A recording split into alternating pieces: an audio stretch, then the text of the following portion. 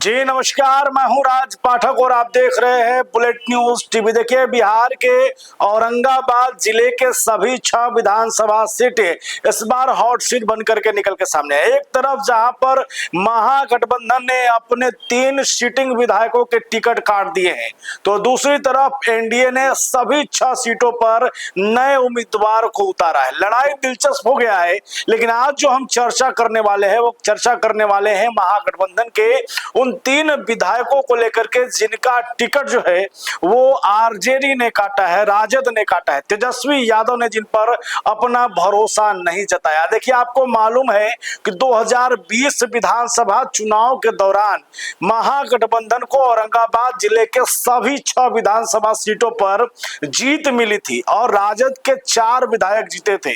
वहीं पर कांग्रेस के 2 विधायक जीते थे, जिसमें से कुटुंबा विधानसभा सीट और औरंगाबाद विधानसभा सीट शामिल है। वहीं पर राजद के 4 विधायक, जिसमें नबीनगर विधानसभा, गोह विधानसभा, ओबरा विधानसभा और रफीगंज विधानसभा शामिल है। अब ऐसे में 3 विधानसभा सीटों से राजद ने अपने ही जीते हुए विधायक का टिकट काट दिया। इसके बाद से जनता में कई सवाल सामने आने लगे। आखिरकार क्या कारण हुआ कि ये तीनों विधायकों के टिकट काटे गए? तीनों को मौका तक नहीं दिया गया कि वो चुनावी मैदान में आकर खुद को दोबारा साबित कर सके। इसके कई कारण मार्केट में चल रहे हैं, बातें चल रही हैं बाजार में कि क्यों इनका नाम कट गया। कई आरोप लगाए जा रहे हैं, पैसे लेकर के ऐसा हुआ है, जनता के दबाव में हुआ है, जनता नाराज थी इस वजह से हुआ है, तो कई तरह के आरोप लगा रहे हैं। लेकिन आज हम आपको आंकड़ों के साथ ये बताने वाले हैं कि आखिरकार राजद ने ये फैसला क्यों लिया, या ये फैसला राजद का क्या उन्हीं पर भारी पड़ेगा। आप कमेंट में जरूर बताइएगा, लेकिन आंकड़ों को समझते हैं पहले क्या मामला था। देखिए, नबीनगर विधानसभा सीट में एक तरफ जदयू ने अपने नए उम्मीदवार चेतन आनंद को प्रत्याशी के रूप में उतारा है, वहीं पर राजद ने अपनी ताकत के अपनी सीट से जो है वो अमोद चंद्रवंशी को मौका दिया है। अमोद चंद्रवंशी नए तौर पर सामने आ रहे हैं विधानसभा में और पहली बार राजद ने उन पर भरोसा भी जताया है। विजय कुमार सिंह और डब्लू सिंह जो चुनाव जीत करके आए थे, उनको टिकट नहीं दिया गया। उसके 2 कारण निकल करके सामने आ रहे हैं। सूत्रों की माने तो जिस तरीके से एक वीडियो वोट अधिकार यात्रा के दौरान निकल करके सामने आया था, जहां पर नबीनगर के विधायक डब्लू सिंह के बॉडीगार्ड्स के द्वारा जो है उनके संजय यादव, जो कि सलाहकार भी हैं राज्यसभा सांसद, उनके साथ जो बकझक का वीडियो सोशल मीडिया पर वायरल हुआ था, उसके बाद का ये कारण बताया जा रहा है कि कहीं ना कहीं ये बदला लिया गया है। नहीं तो डब्लू सिंह का टिकट काटने का कोई औचित्य नहीं है। ये तमाम नबीनगर की जनताओं के बीच में चर्चा चल रहा है कि आखिरकार अचानक ऐसा क्यों हुआ। तो होने का कारण भी ये है कि संजय यादव के साथ जो प्रकरण हुआ था देव में, उसके बाद से कहीं ना कहीं नाराजगी थी और वो नाराजगी टिकट पर निकल करके सामने आई। हालांकि विजय कुमार सिंह ने इस पर कुछ भी अब तक नहीं कहा है, लेकिन उन्होंने इतना जरूर कहा है कि गठबंधन ने जिस तरीके से उन पर भरोसा जताया था उसके लिए धन्यवाद। लेकिन एक कारण और आपको बता देते हैं। देखिए, नबीनगर विधानसभा का जो समीकरण है, जिस तरीके से 2020 का परफॉर्मेंस हुआ था, उसमें डब्लू कुमार सिंह का नबीनगर में होना बेहद जरूरी था। देखिए, एक तरफ जहां पर पिछले चुनाव में डब्लू कुमार सिंह को 64,900 से अधिक वोट मिले थे, वहीं पर जदयू के प्रत्याशी वीरेंद्र कुमार सिंह को 44,800 के करीब वोट मिले थे। तीसरे नंबर पर थे धर्मेंद्र चंद्रवंशी, जिन्हें 23,940 वोट मिले थे। लेकिन ये वोट किसके थे? क्या इसी को सोच करके धर्मेंद्र चंद्रवंशी की जगह अमोद चंद्रवंशी को राजद ने टिकट दिया कि दोनों का समीकरण मिल जाए तो हमारे साथ में वोट बैंक हो जाएगा, अति पिछड़ा वोट हमारे साथ जुड़ जाएगा? एक कारण तो ये। लेकिन जिस तरीके से राजपूत वोट, यानी चेतन आनंद के आने के बाद राजपूत वोटों को लेकर के अपने खेमे में करने की तैयारी डब्लू सिंह की थी, और जिस तरीके से तमाम लोगों के बीच में बाहरी और भीतरी दोनों की बातें चल रही थी, वैसे में अब जब डब्लू सिंह का टिकट कट गया तो ये मुद्दा ही खत्म हो गया।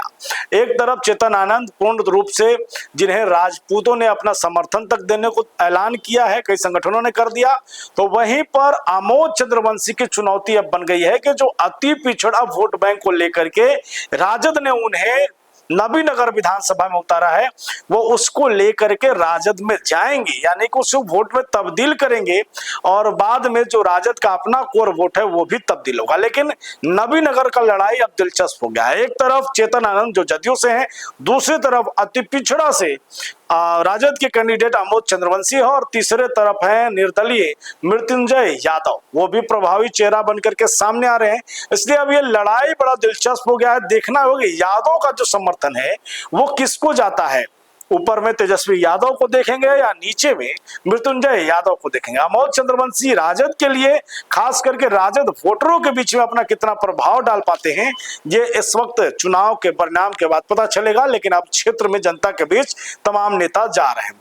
दूसरा जो समझ में लोगों को नहीं आ रहा है कि रफीगंज विधानसभा का टिकट क्यों कट गया। रफीगंज विधानसभा में क्या कारण था जिसकी वजह से कद्दावर नेता, मुस्लिमों में सबसे लोकप्रिय नेता, जिनकी बदनामी भी इस वजह से हुई कि उन्होंने ज्यादातर कब्रिस्तान में घेराबंदी कराया तो मुस्लिम के पक्ष में ज्यादा रहे, बाकी लोगों को उन्होंने नहीं सुना। इस वजह से तो एक बड़े नेता के तौर पर मोहम्मद निहालुद्दीन का नाम सामने आता है और उनका टिकट काटना, उनके जगह पर राजद ने जो है गुलाम शहीद को उम्मीदवार बनाया है, यानी कि स्थानीय तौर पर एक नेता को उन्होंने उम्मीदवार बनाया और निहालुद्दीन का टिकट उन्होंने काट दिया। कई मौके पर मोहम्मद निहालुद्दीन के खिलाफ जो है वो उनके ही, खासकर राजद के ही वोटर खुल करके सामने आए थे, इसलिए उनका नाम काटा जाना किसी को ज्यादातर जो है दिक्कत नहीं है, परेशानी नहीं है, क्योंकि राजद ने वहां से नाम काटकर किसी और को नहीं बल्कि मुस्लिम समाज के लोगों को, समुदाय के लोग को ही टिकट दिया है, इसलिए वहां पर ज्यादा फर्क नहीं दिख रहा है। लेकिन अब जो चर्चा राजनीतिक गलियारों में है, आम जनता के बीच में, वो है गोह विधानसभा लेकर। गोह विधानसभा में भीम यादव जो पिछले चुनाव में 80,000 यानी 81,000 वोट लाए थे, सबसे ज्यादा वोट लाने वाले कैंडिडेट थे वो आरजेडी के, उनकी जगह पर वहां से अमरेंद्र कुशवाहा को उम्मीदवार बनाया गया, जो कि राजद के जिला अध्यक्ष हैं। अमरेंद्र कुशवाहा को लेकर के तमाम लोगों में कई बातें निकल कर आ रही, क्योंकि अमरेंद्र कुशवाहा की लड़ाई सीधे तौर पर एनडीए से जो है डॉक्टर रणविजय कुमार से है। अब ऐसे में अमरेंद्र कुशवाहा के वहां आने के बाद कुशवाहा वोट किसके साथ जाएगा? अमरेंद्र कुशवाहा को कुशवाहा वोटर्स देखेंगे या फिर एनडीए में शामिल डॉक्टर रणविजय कुमार के पुराने मित्र कहिए, उनके साथ चलने वाले उपेंद्र कुशवाहा के साथ? उपेंद्र कुशवाहा के बड़े नेता माने जाते हैं। ऐसे में गोह में अमरेंद्र कुशवाहा को उतारना क्या राजद को भारी पड़ जाएगा? कुशवाहा वोटर्स ऊपर में उपेंद्र कुशवाहा को देखने वाले हैं या नीचे में, यानी स्थानीय तौर पे अपने विधानसभा में अमरेंद्र कुशवाहा को? ये बड़ा चैलेंज है। राजद ने ये सोचकर भी दिया होगा कि वहां पर कुशवाहा वोट अपने साथ आ जाएगा अमरेंद्र कुशवाहा की वजह से, वहीं पर यादव और मुस्लिम वोट भी हमारे साथ जुड़ जाएंगे। लेकिन अब सवाल ये है कि भीम यादव का टिकट काटकर क्या यादव समाज वो अमरेंद्र कुशवाहा का साथ देंगे, जिस जोश और खरोश के साथ वो बाकी जगहों पर देते रहे हैं, या 2024 लोकसभा चुनाव के बाद जो माहौल बना था, क्या तेजस्वी यादव चुनावी और जातीय समीकरण को बांटने में, जोड़ने में कहिए, क्या यहाँ पर चूक कर बैठे? भीम यादव की जगह पर अमरेंद्र कुशवाहा को टिकट देना क्या आरजेडी के लिए मास्टर स्ट्रोक साबित होगा या फिर लूज करेंगे? ये तो अब जनता के बीच में ही है। लेकिन एक बात चर्चा जरूर है कि जिस तरीके से राजद ने भीम यादव का और नबीनगर से डब्लू सिंह का टिकट काटा है, उसके बाद से कई लोगों में, समर्थकों में उत्साह की कमी आई है। बहरहाल ओबरा में ऋषि यादव को उन्होंने मौका दिया है। ऋषि यादव दूसरी बार ओबरा विधानसभा से चुनावी मैदान में है, जहां पर उनकी लड़ाई जो है वो प्रकाश चंद्रा लोजपा के कैंडिडेट से है। ऐसे में अब जो समीकरण बनकर सामने आ रहा है कि राजद ने कई जगहों पर प्रयोग कर लिया, कई जगहों पर मौका भी दे दिया अपने पुराने कैंडिडेट को, और कांग्रेस ने तो ठान लिया कि वो 2 विधानसभा पर अपने अपने उम्मीदवार को उतारेंगे जो उनके पहले से चले आ रहे थे।